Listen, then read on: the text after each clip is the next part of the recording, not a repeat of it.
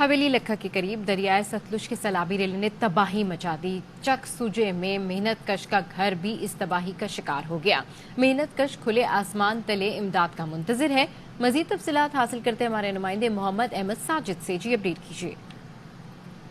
جی بالکل، اس وقت ہم موجود ہیں دریائے ستلج کے کنارے آباد گاؤں چک سوجے کے میں۔ یہاں پر دریائے ستلج کے سیلابی پانی نے تباہی مچا دی ہے۔ میرا کیمرہ مین آپ کو دکھائے گا کہ ہم ایک ایسے گھر میں موجود ہیں جس گھر کے کمرے جو ہیں وہ گر گئے ہیں، چار دیواریاں گر گئی ہیں، اور یہ لوگ جو ہیں بے سر و سامانی کی حالت میں کھلے آسمان تلے بیٹھے ہوئے ہیں۔ جی کیا کہیں گے آپ اس وقت؟ جی ہمارا گھر ہے گر گیا تے پانی ویکھو جی سامنے سارے اٹا اٹا بچ گر گیا، سارا کچھ بچ گر گیا، سامان بھی لڑ گیا۔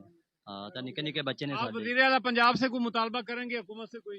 کریں گے جی، سانو ساڈا گھر بنا دین، مہربانی انہاں دی۔ حکومت پنجاب جو ہے متاثرین کا ایک سروے کروائے اور ان کی بحالی کے لیے اقدامات کرے۔ جی نہ صرف ایشیا بلکہ